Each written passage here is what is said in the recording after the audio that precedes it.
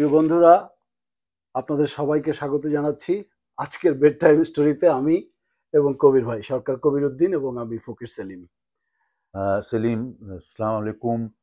দর্শক শ্রোতা সবাইকে সালাম, নমস্কার, শুভরাত্রি। কেমন আছেন? আমরা ভালো আছি, আশা করি সারা দুনিয়ার মানুষ ভালো আছে। ইনশাল্লাহ। কবির ভাই, আজকে আমরা আসলে আগের দিন তো আমি বলেছিলাম যে বাংলাদেশে একটা পরিবর্তন পরিবর্তনের একটা আভাস পাওয়া যাচ্ছে এবং ইলেকশন ঘোষণা হয়েছে। ইলেকশন আরেকটু স্পেসিফিক হয়েছে। ফেব্রুয়ারির প্রথম সপ্তাহে বাংলাদেশে নির্বাচন হবে, জি, হ্যাঁ, অন্তর্বর্তীকালীন সরকার। নির্বাচন হবে তো খুব ভালো কথা। এবং আপনি যেমনটি কিনা বললেন গোড়াতেই যে পরিবর্তন আসছে, শুভ পরিণয়, পরিবর্তন আসছে। শুধু বাংলাদেশে না, সারা পৃথিবী জুড়েই নানান রকমের পরিবর্তন আসছে। কোনোটা শুভ, কোনোটা অশুভ, কিন্তু সবকিছু মিলিয়েই বেশ বেশ মোটা দাগেই পরিবর্তন আসছে বলে হ্যাঁ, তবে মনে করা আপনি যেতে আগের পারে। দিন বলছিলেন যে বাংলাদেশে মানে যে পলিটিক্যাল ধারা জি, এই স্বাধীনতার পর থেকে যেভাবে চলে এসছে, যে প্রধানত আহ, দুটো পার্টি বেসড ছিল পলিটিক্স। এর ভিতরে অনেক বাম দল, ইসলামপন্থী দল, বিভিন্ন রকম দল আসছে, কিন্তু ক্ষমতা শব্দটা আমি বলি না, বলি দায়িত্বে আর কি। দায়িত্বে সাধারণত ইলেকশনের মাধ্যমে হয় বিএনপি না হয় আওয়ামী লীগ, এভাবেই দেখে এসছি। তো এবার 15 বছর বা 16 বছর আওয়ামী লীগের যে শাসন আমল ছিল, এর প্রতি বিরক্ত হয়ে একটি অভ্যুত্থান করেছে বাংলাদেশের জনগণ, এবং তারপরে আমরা জানি ডক্টর মোহাম্মদ ইউনূসের নেতৃত্বে একটি অন্তর্বর্তীকালীন সরকার গঠিত হয়েছে, এবং তারা বেসিক্যালি কিছু সংস্কার এবং নির্বাচনের পরিবেশ তৈরি করার জন্যই এসছিলেন, এবং সেটা শুরু হয়েছে। তো এখন আমি যেহেতু বারবার ওই বেড টাইম স্টোরির কথা বলি, বেড টাইম স্টোরি আমি প্রতিদিন শুনি, এবং বিভিন্ন চ্যানেলে বিভিন্ন ব্যক্তিগতভাবে যারা সোশ্যাল মিডিয়াতে কথা বলেন তাদের বক্তব্য শুনে আমার মনে হচ্ছে যে সবাই একই কথা বলছে, যে মনে হচ্ছে লন্ডন থেকে তারেক রহমান প্রস্তুতি নিচ্ছেন। বিএনপি মানে বড় দল হিসাবে তাদের পাল্লাই ভারী। আমি এই কারণে আমার মনে হয় যে আমরা এই পলিটিক্যাল আলোচনায় না গিয়ে আমি বিএনপির ব্যাপারে কিছু কথা আপনাকে জিজ্ঞেস করব, কারণ জি। আমি আপনার এই বইটি পড়েছি, সরকার কবির উদ্দিনের ডায়েরি, এবং এই বইতে মানে অনেক বিষয় উল্লেখ করা আছে। বঙ্গবন্ধু শেখ মুজিবুর রহমানের কথা আছে, জিয়াউর রহমানের কথা আছে, এছাড়াও নানান বিষয় আপনি আপনার অভিজ্ঞতা থেকে তুলে ধরেছেন। তো এর ভিতরে আমার মনে হলো যে প্রেসিডেন্ট জিয়াউর রহমানের চ্যাপ্টারটি সবচেয়ে বড়, প্রায় 14 পাতা এই এই বইটির আপনি লিখেছেন জিয়াউর রহমানের সঙ্গে। তার ভিতরে জিয়াউর রহমানের সঙ্গে আপনার বিভিন্ন সময়ে বিদেশ ভ্রমণের কথা লিখেছেন, লন্ডন, কায়রো, সৌদি আরব, জাপান, বিভিন্ন জায়গায় ভ্রমণের কথা লিখেছেন। তো আমার পড়ে যেটি মনে হয়েছে সেটি, যে জিয়াউর রহমান যখন প্রেসিডেন্ট ছিলেন তখন উনি অত্যন্ত সৎ মানুষ ছিলেন, এবং খুব মানে খুব আহ, নিয়ম মেনে চলতেন, এই সব কথা এখানে লেখা আছে। আহ, তো আমার মনে হয় যদি ইলেকশন হয় এবং যদি বিএনপি দায়িত্বে আসে, কেমন হবে বাংলাদেশের ভবিষ্যৎ? এটা আপনি ভালো বলেছেন।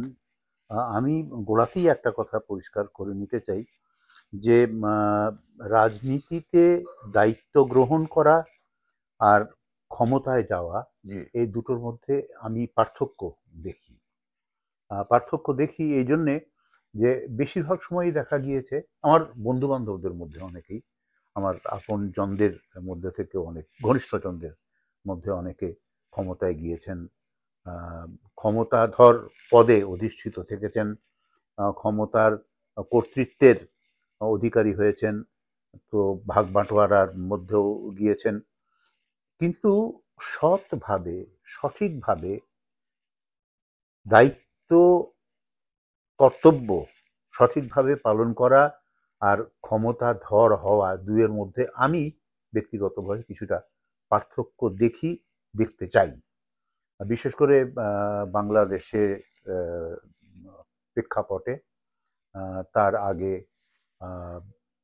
পাকিস্তানের প্রেক্ষাপটে আমি ক্ষমতাকে কিছুটা কাছে থেকে দেখতে পেয়েছি এবং আমার মনে মনে বিশ্লেষণও করতে পেরেছি।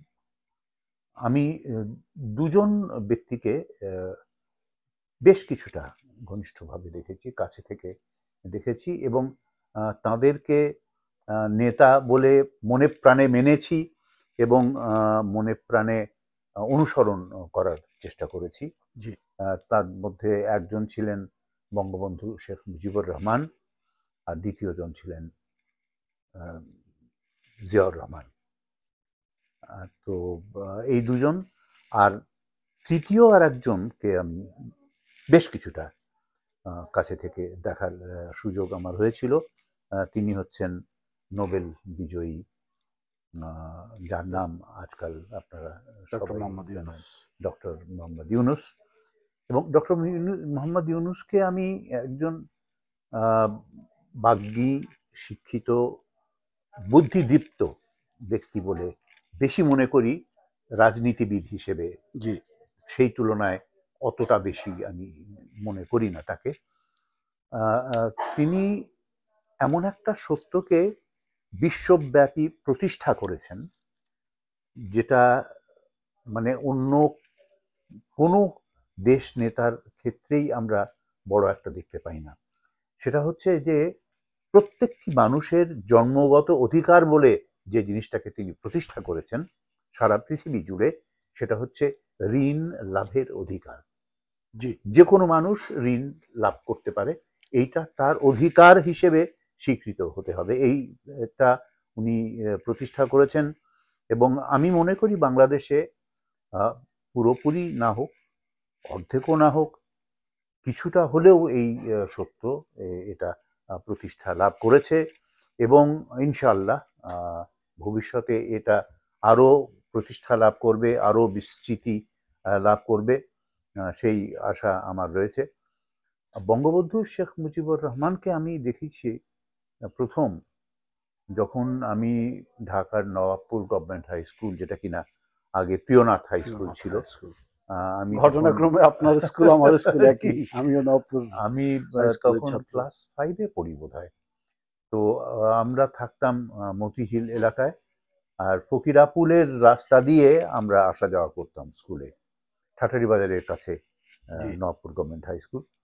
তো যাওয়া আসার পথে ওই পল্টনের মসজিদটা পড়তো, ওদিকে গভর্নমেন্ট হাউস পড়তো, ওখানে Victoria club, Azad sporting club, জি। জি। ওয়ারি ক্লাব, এই ক্লাবের টিনের শেডগুলো ছিল। তো একদিন স্কুলের পরে বাসায় ফিরছি, তো দেখি বহু লোক জমায়েত হয়ে আছেন, মিটিং হচ্ছে এবং এক ভদ্রলোক বক্তৃতা দিচ্ছেন। তো আমার কৌতূহল হলো, তো আমি বললাম যে ভাই, এক ভদ্রলোককে জিজ্ঞেস করলাম যে ভাই এখানে কি হচ্ছে? তো বলে যে এখানে মিটিং হচ্ছে, পলিটিক্যাল মিটিং। তো আমি বললাম যে আচ্ছা, তো এখন বক্তৃতা দিচ্ছেন যিনি, উনি কে?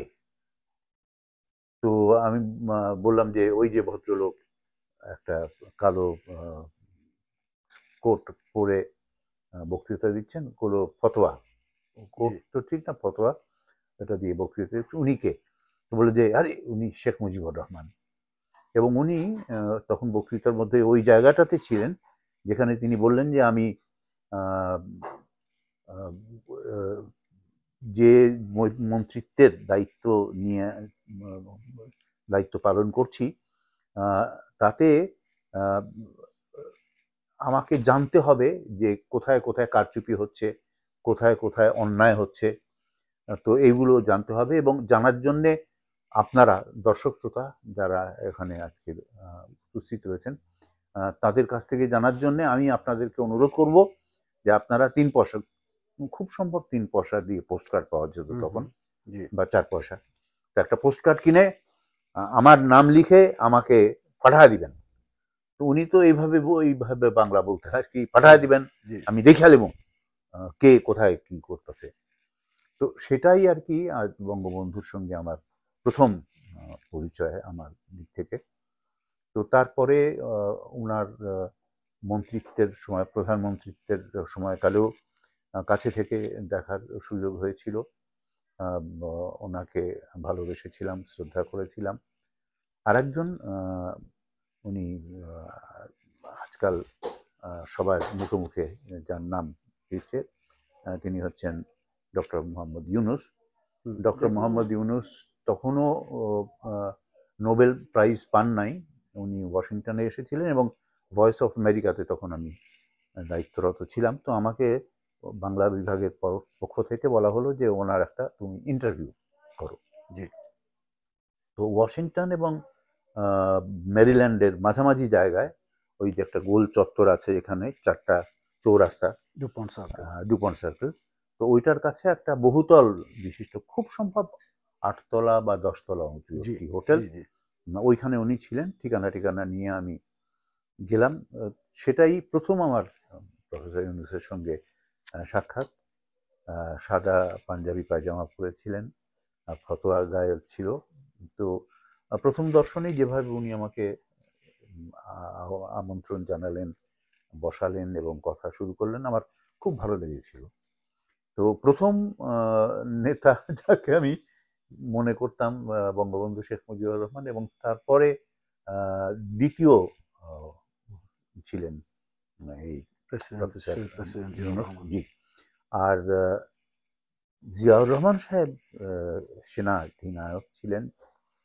আমি তখন বাংলাদেশ বিমানে, আমি রেডিও টেলিভিশন ছাড়া আরও 2 জায়গায় কাজ করেছি। সেটা হলো যে পিআইতে আমি ভাষা শিক্ষকের দায়িত্ব হিসেবে ল্যাঙ্গুয়েজ ট্রেনিং সেন্টারে, পিআই ট্রেনিং সেন্টারে দায়িত্ব পালন করতাম, এবং পরবর্তীকালে বাংলাদেশ বিমানের প্রশিক্ষণ কেন্দ্রের প্রিন্সিপাল হিসেবে কিছুদিন দায়িত্ব পালন করেছিলাম। পাবলিক রিলেশনস জেনারেল ম্যানেজার হিসেবে কাজ করেছিলাম।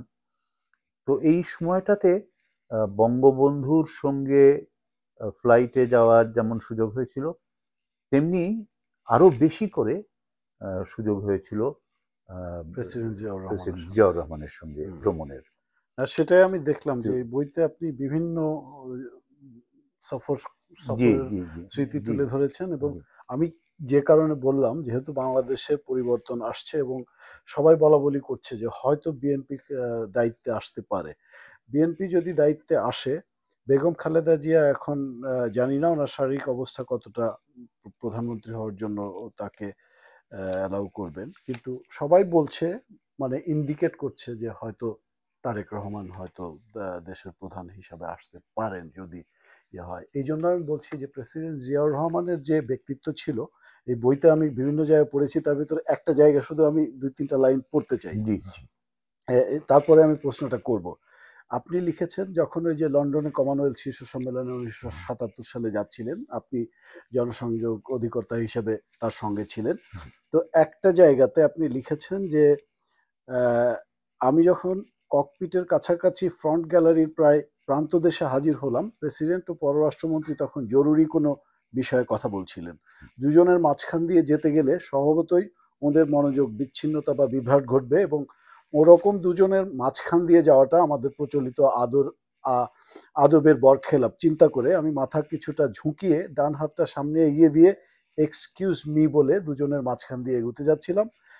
প্রায় ঠিক তখনই প্রেসিডেন্ট জিয়া আমার ডান হাত ধরে উঠলেন এবং বলে উঠলেন, হু আর ইউ? আমি তো হতবাক, উনি তো আমার নাম জানেন বিলক্ষণ। তারপরেও আমতা আমতা করে বললাম, আমার নাম সরকার কবির উদ্দিন স্যার। উনি বললেন, আপনার নাম আমি জানি।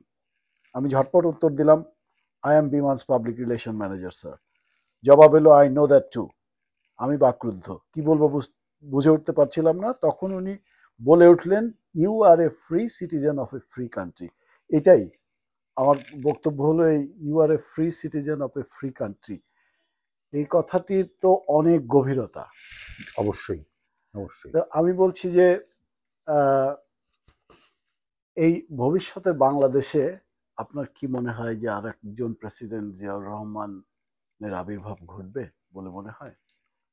আর একজন প্রেসিডেন্ট জিয়াউর রহমানের আবির্ভাব ঘটবে কি ঘটবে না, এটা তো আমি বলতে পারবো না। আমার বলার মতন বাগ্মিতা, আমার প্রজ্ঞা, দূরদর্শিতা কোনোটাই আমার নেই। কিন্তু আমি যেটা চাইবো সেটা হচ্ছে যে আমরা ক্ষমতায় অধিষ্ঠিত ব্যক্তি দেখতে চাই না, আমরা এমন এক ব্যক্তিকে ওই আসনে দেখতে চাই যিনি আমাদেরকে পথ দেখাবেন, যিনি আমাদের আমাদের দায়িত্ব সারথি হয়ে, নেবেন। জি, আমাদেরকে দিক নির্দেশনা দেবেন। নৌকার হাল ধরে ওই নজরুল ইসলামের মতন করে বলবেন যে এ ভীষণ তরি নিতে হবে, তরি পার, ওইভাবে বলবেন। সেরকম একজন নেতা চাই, সেরকম একজন ব্যক্তি চাই, সেরকম একজন মানুষ চাই, হাত পা চোখ আছে, এরকম একজন মানুষ চাই, সুস্থ মানুষ চাই। সেই হিসেবে আমি দেখতে চাই।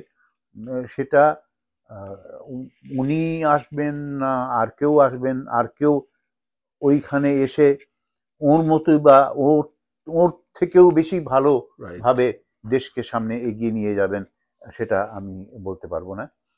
তবে নেতা নেত্রীদের প্রতি আমার গভীর শ্রদ্ধা আছে। আমি যখনই কথা বলি নেতা নেত্রীদের কথা ওঠে, নাম উল্লেখ করি, তখনই আমি শ্রদ্ধা ভরে তাদের স্মরণ করি এবং আমি চাইব যে বাংলাদেশকে সঠিক পথে আমরা, দেখেন, তেঁতুলিয়া থেকে টেকনাফ পর্যন্ত বিস্তৃত এই যে ভূখণ্ড, যুক্তরাষ্ট্রের একটি অঙ্গরাজ্যের মতন, এবং এখানে এই যে মানুষ, কোটি কোটি মানুষ বাস করে, তাদেরকে সঠিক পথ নির্দেশ করার দায়িত্ব পালন খুব দুরূহ নয়, খুব দুরূহ নয়, তবে খুব সহজও আবার নয়। জানতে হবে এই অর্থে খুব সহজ নয়। আর দুরূহ নয় এই বলছি যে অনেক প্রলোভন আছে, অনেক কান ভাঙানি আছে, অনেক বাইরের চাপ আছে। এই সব কিছুর মধ্যে দিয়ে ওই তরি পার নিতে হবে, নজরুলের ওই কথা, এই এই এই এই কথাটা যিনি সত্য প্রমাণিত করবেন তিনি আমার নেতা। আচ্ছা, আগের দিন যখন আমরা কথা বলছিলাম বাংলাদেশের নির্বাচনের পরিবেশ নিয়ে, তো আপনি কিছুটা দ্বিধাদ্বন্দ্বের কথা বলছিলেন যে সেই পরিবেশ 1 বছরের ভিতরে তৈরি হয়েছে কিনা এখনো নিশ্চিত। আমরা দুজনই বিদেশে থাকি, আমরা একেবারে বাস্তব অবস্থা কি বলতে পারি না। ওই টেলিভিশনের টক শোগুলোতে বা খবরের কাগজের নিউজ পড়ে যতটুকু জানি, তাতে মনে হয় যে বাংলাদেশে নানান রকম সংকট আছে। যেরকম অর্থনৈতিক অবস্থা খুবই খারাপ, বিশেষত গত আওয়ামী লীগ আমলে এই দেশটিকে যে মধ্যমায়ের দেশ করার কারণে আন্তর্জাতিক সাহায্যের ক্ষেত্রে কিছুটা কঠিন অবস্থার সম্মুখীন হচ্ছে বাংলাদেশ এখন। কারণ আগে নিম্ন আয়ের দেশ থাকার কারণে বিনা সুদে বিশ্বব্যাংকের লোন পাওয়া যেত বা বিভিন্ন জায়গার সহযোগিতা অনেক সহজ হতো। এখন মধ্যম আয়ের দেশ অফিসিয়ালি হওয়ার কারণে বাংলাদেশকে কেউ টাকা দিতে গেলে ওইটার সুদের বিষয়টি চলে আসবে, এটি একটা ব্যাপার আছে। তারপরে ইদানিংকালে আইন শৃঙ্খলা পরিস্থিতির খুব অবনতি ঘটেছে, কারণ আওয়ামী লীগ গভর্নমেন্ট সরে যাওয়ার পর থেকে যেহেতু কিছুদিন বিশেষ করে পুলিশের অবস্থা খুব খারাপ ছিল, অনেকে কাজে যোগ দিতে পারছিলেন না, কারণ পুলিশের উপরে অনেক অত্যাচার হয়েছিল ওই সময়, সেটাও এখনো ঠিক হয়নি। তো এই পরিস্থিতিতে আপনার কি মনে হয় ফেব্রুয়ারি ইলেকশনটা কতটুকু মানে আমাদের মনে হয় যে আমরা আমাদের সুষ্ঠু সুন্দর এবং মানুষের মনোপুত ইলেকশন হবে? জি, আমার সাবালক সময়ের বেশিরভাগটাই কেটেছে বাংলাদেশের বাইরে। জি। আমি প্রথমত যেমন নওয়াবপুর গভর্নমেন্ট হাই স্কুল পড়েছি, সেখানে পড়েছি। পরবর্তীকালে জগন্নাথ কলেজে, যেটা এখন জগন্নাথ কলেজ বিশ্ববিদ্যালয়, জগন্নাথ কলেজে আমি কয়েক মাস পড়ার সুযোগ পেয়েছিলাম। তারপরেই আমার বাবা ট্রান্সফার হয়ে করাচি চলে যান এবং আমি করাচিতে চলে যাই এবং করাচিতে নাজমাবাদ গভর্নমেন্ট কলেজে পড়াশোনা করেছি। তারপরে করাচি ইউনিভার্সিটিতে পড়াশোনা করেছি এবং তারপরে পিআইয়ের চাকরির সুবাদে আমি সাউথ ইলিং টেকনিক্যাল কলেজ, লন্ডনের কাছে লন্ডনে। একটি কলেজ আছে, সেখানে কিছু ভাষা বিজ্ঞান এবং ল্যাঙ্গুয়েজ ল্যাবরেটরি সিস্টেম হুম, এগুলো নিয়ে ডিপ্লোমা কোর্স করেছি। তো বাংলার বাইরেই মোটামুটি কেটেছে আমার।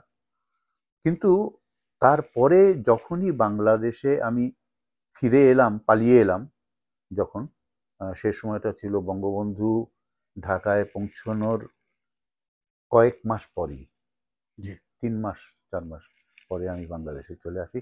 যে তখন আমি আমার স্ত্রী এবং আমার 2 কন্যাকে করাচিতে রেখে, ওরা আমার পরে কিভাবে বাংলাদেশে আমার সঙ্গে যোগ দেবে সে নীল নকশা তৈরি করে আমি পালালাম।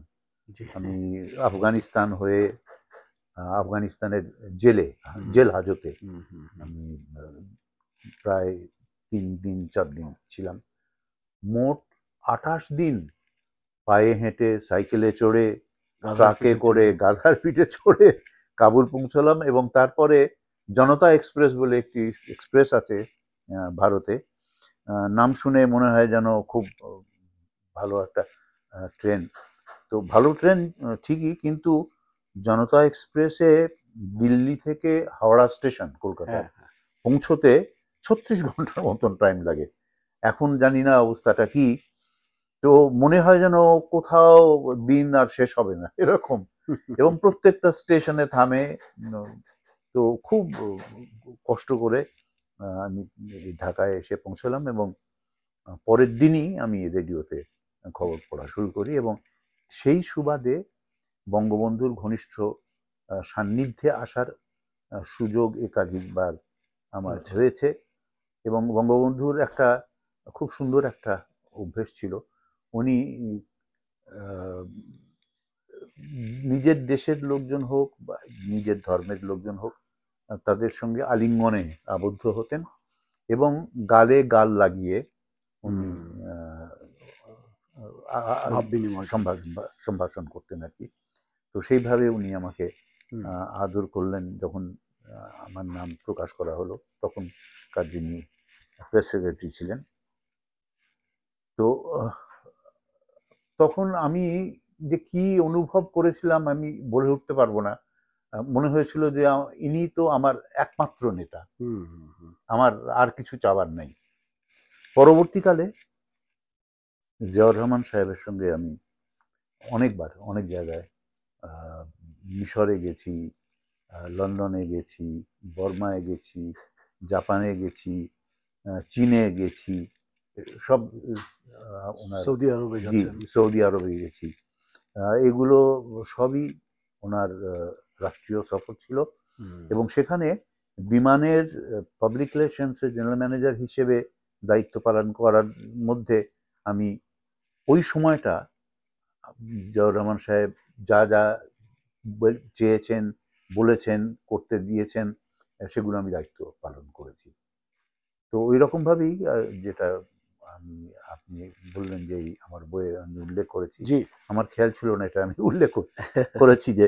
এবং না, আপনি আপনি বঙ্গবন্ধুর কথা উল্লেখ করেছেন আরো জি জি অন্য একটা চ্যাপ্টারে। জি জি জি আপনি মোহাম্মদ আলীর কথা লিখেছেন। অনেক জি জি অনেক জি জি বিষয় জি আছে এর জি জি ভেতরে। জি না, আমি যেহেতু এই ইলেকশনের ব্যাপার এসছে এবং বিএনপির কথাবার্তা বেশি উঠে আসছে, জি এই জন্যই আমি এই প্রসঙ্গটা তুললাম বিশেষ করে। হুম, কারণ জিয়াউর রহমানের যে ব্যক্তিত্ব, সেটা অনেকেই মানে বিএনপি পন্থী যারা, বিএনপি করেন যারা, তারেক রহমানের ভিতরে দেখেন। হুম, আবার খালেদা জিয়াকেও বাংলাদেশের মানে অধিকাংশ মানুষ আপসহীন নেত্রী মনে করেন। তার শাসনামলের সময়ে কিছু বিষয়, অনেক বড় বড় সমালোচনার বিষয় তো কিছু আছেই, সেগুলো বাদ দিয়ে এখনো মানুষ মনে করেন যে সেটা ভালো সময় ছিল। এই জন্য আমি বলছি যে ফেব্রুয়ারি ইলেকশনে যদি সত্যি সত্যি বিএনপি দায়িত্বে আসে দেশের, আহ, তো আমরা কতটা সেই আগের মতো জিয়াউর রহমানের আমল বা খালেদা জিয়ার আমলের মতো আশা করতে পারি। হ্যাঁ, একেবারে মানে কর্তৃগতভাবে একটি বিষয়ের প্রতি আহ, আহ, দৃষ্টি বা মনোযোগ প্রক্ষেপণ না করে জি। থাকতে চাই আমি। কেননা আমি আহ, রাজনীতি এবং পেশা, আমার পেশা সাংবাদিকতা, সংবাদ পাঠ করা, আমি 60 বছরেরও বেশি এই দায়িত্ব পালন করেছি। আমার একজন গুরু ছিলেন, উনি ব্রিটিশার, এরিক ওয়ার্নার ব্রিটিশার ছিলেন, এবং উনি আমাকে অনেক কিছু শিখিয়েছেন, জি। হাতে ধরে শিখিয়েছেন। উনি বলতেন যে দেখো, anything that happens under the sun may not be news. অবশ্যই। তো আমি বললাম যে যেমন, তো বললেন যে যেমন একটা কুকুর একটা মানুষকে কামড়েছে, it's not news, it happened under the sun. কিন্তু একটা মানুষ একটা কুকুরকে কামড়েছে, এটাও অবশ্যই। আন্ডার দ্য সান ঘটেছে, কিন্তু এটা নিউজ। এটা নিউজ। এটা একটা অবশ্যই। কথা। আর দ্বিতীয় কথা হচ্ছে যে তুমি তো মুসলমান, তুমি যখন স্টুডিওতে ঢুকবে, রেডিওতে বা টেলিভিশনে, ক্যামেরার সামনে বা মাইক্রোফোনের সামনে, তখন মনে রাখবে যে ওই জায়গাটা তোমার জন্য মসজিদ। আমি যখন ঢুকি আমার জন্য ওটা মনে হয় চার্চ, এবং ওইভাবে মনে করবে ওই জায়গাটাকে। আর মাইক্রোফোনকে বা ক্যামেরাকে মনে করবে তোমার মায়ের মুখ, তোমার প্রেয়সীর মুখ, এবং কোনো অবস্থাতেই পক্ষ নেবে না। যেমন মিস্টার অমুক মারা গিয়েছেন বা মিসেস অমুক মারা গিয়েছেন, এইটা কারো জন্য দুঃখের সংবাদ হতে পারে, কারো জন্য আনন্দের হতে পারে। তুমি দুজনের, দুই পক্ষের জন্যই তুমি ওই নিউজটা পড়বে। তার মানে 99 জন লোক খুশি হয়েছে আর একজন দুঃখ পেয়েছে, ওই একজন যেন আলাদা না হয়ে যায়, ওই একজনকেও তুমি সমানভাবে টার্গেট করবে, ওইভাবে। তো ওইভাবেই আমি করে এসেছি। তো সেটাই আপনি সামারাইজ করলেন যে যেই আসুক যেন মানে দেশটাকে আমার যেন দেশকে ভালোবাসে, সঠিক, আমার মানুষের জন্য দায়িত্ব নেয়। হ্যাঁ, একদম। আমার মনে আছে আমি যখন বঙ্গবন্ধুর পিছনে পিছনে যখন করাচি থেকে আফগানিস্তান হয়ে পালিয়ে ঢাকায় এসে পৌঁছলাম, তখন আমি দেখেছি যে বাংলাদেশে একদিন গাড়ি চালিয়ে যাচ্ছিলাম রেসকোর্সের সামনে দিয়ে, ইঞ্জিনিয়ারিং ইনস্টিটিউটের সামনে দিয়ে। তখন দেখেছি যে ওখানে রমনা পার্কের মাঠে, ময়দানে কিছু মানুষ কাজ করছিলেন, শ্রমিক, এবং তাদের পায়ে জুতো ছিল বলে আমার মনে পড়ে না, তাদের গায়ে গেঞ্জি ছিল বলে আমার মনে পড়ে না, তাদের কালো ঘর্মাক্ত কলেবর আমার নজরে পড়েছিল। কিন্তু পরবর্তী সময়ে, একটা সময়ে আপনারা জানেন, আপনি জানেন প্রফেসর সেলিম, যে একটা সময় এর পরিবর্তন হয়। একটা পরিবর্তন হয় যখন বাংলার মাঠে 3 ফসলি ধান উৎপাদন শুরু হয়। জি। ধানের একটা ইরির একটা ইয়ে ছিল, ফলন, যেটা পানির সঙ্গে সঙ্গে উপরে উঠত, মানে পানিতে ডুবে গিয়ে ধান নষ্ট হতো না, পানি যত বাড়তো ধানটা তত বাড়তো। এবং বাংলাদেশের জমিতে 3 বার ফসল বাংলাদেশে সত্য প্রমাণিত হয়েছে। এই কথাটা উঠে দাঁড়িয়ে বলতে হবে, এটা এই সত্যতা স্বীকার করতে হবে, এবং যার আমলেই এই সত্যতা প্রতিষ্ঠিত হয়েছিল তাকে আমি নেতা বলে মানি, বাকিদেরকেও আমি নেতা বলে মানি। কিন্তু আমি চাইবো যে ওই যার আমলে বাংলার মানুষ খেতে পেয়েছে, বাংলার মানুষ নিরাপত্তা পেয়েছে, বাংলার মেয়েরা সৎ জীবনযাপনের চেষ্টা করতে গিয়ে কোনো রকম অপদস্থ হয়নি। আমার এখন মনে আছে সেলিম, আপনিও হয়তো দেখেছেন, যে ভোরবেলা টিফিন ক্যারিয়ার হাতে আমার মা বোনেরা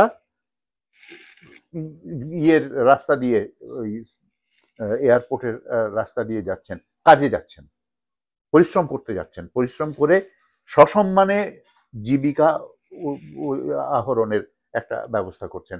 আমার বুক ফুলে উঠেছে। আমি, আমার কবির কথা মনে নাই, কে কবি ছিলেন ওই কবিতার, তিনি লিখেছিলেন যে খবরদার এয়ারপোর্টের রাস্তা দিয়ে এই যে তোমরা হেঁটে যাচ্ছ, ফুটপাতের ওপর যে শুয়ে আছে এই যে বাচ্চা বাচ্চা টোকাই, বাচ্চা ছেলেরা, টোকাই। টোকাই, সারাদিন এটা ওটা টোকাই সংগ্রহ করে এগুলো বিক্রি করে দিন নির্বাহ করে। সন্ধ্যের পর ঘুমোয়, অঝোরে ঘুমোয়, এবং ওদের ঘুমের মধ্যে স্বপ্ন আসে। এই পথ দিয়ে যারা হাঁটবে তারা খেয়াল করবে যে এখানে আমার দেশের বাচ্চারা ঘুমোচ্ছে, ঘুমিয়ে স্বপ্ন দেখছে।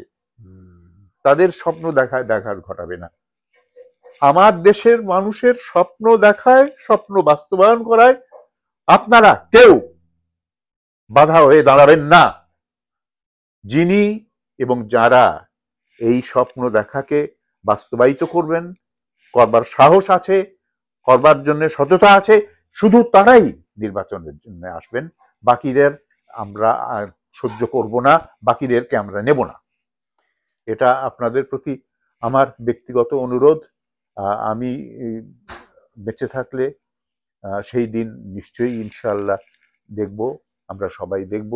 এবং এই স্বপ্ন শুধু আমার একার না, এ স্বপ্ন শুধু সেলিম হোসেনেরও একার না, এ স্বপ্ন তেঁতুলিয়া থেকে টেকনাফ পর্যন্ত গোটা এলাকার আপামর জনগণের স্বপ্ন এটা। ঠিক আছে, অসংখ্য ধন্যবাদ কবির ভাই, আপনার কাছ থেকে অনেক গুরুত্বপূর্ণ কথা আজকে শুনলাম। আমরা এই বইয়ের আরো কিছু বিষয় নিয়ে আরেকদিন আলোচনা করব। আজকে অনেক লম্বা হয়ে গেছে আমাদের আলোচনা, আমরা কি শেষ করি? একটা জিনিস বলে নিয়ে আমি, দর্শক শ্রোতাদের অনেকের এটা মনে হতে পারে যে আমি বোধহয় আমার বই নিয়ে আলোচনার না জন্য না না, আমি জানতাম না। আজকে এই অনুষ্ঠানে আসার আগে পর্যন্ত আমি জানতাম না যে আমার বই নিয়ে না, আমি আলোচনা করবেন। কিন্তু এটা এই তুলে বইয়ের আনলাম। প্রকাশে যে কয়েকজন আমাকে সাহায্য করেছেন, তার মধ্যে ফকির সেলিম অবশ্যই একজন, এবং কিরণ ছিল। আমাদের আকবর হায়দার কিরণ অন্যতম সহায়তা দানকারী, হ্যাঁ। এবং আরো যারা যারা আমাকে সাহায্য করেছেন অনন্য তাদের, প্রকাশনা জি খুব জি, অনন্য প্রকাশনা, বাংলাদেশের অন্যতম প্রধান একটি। কাজী জহিরুল ইসলাম বলে একজন জি, আছেন, আপনারা সবাই চেনেন, আমার থেকে বেশি ওনাকে চেনেন। কবি, কবি, আমাদের খুব শিল্পী, ভালো বন্ধু, এবং অনুষ্ঠান জাতিসংঘে কাজ উপস্থাপক, করেন। হ্যাঁ, জাতিসংঘে গুরুত্বপূর্ণ পদে চাকরি করেন উনি, এবং ওর স্ত্রীও গুরুত্বপূর্ণ ভূমিকা পালন করেন। তো তারাও আমাকে সাহায্য করেছেন। তো ভালো থাকবেন সবাই। ভালো থাকবেন সবাই। সালাম, আজকের মতো নমস্কার। শেষ করি, আরো আরেকদিন আড্ডা করবো আবারও কবির ভাইয়ের সঙ্গে ঘুম পাড়ানি গল্প নিয়ে। সবাই ভালো থাকবেন। সালাম, নমস্কার।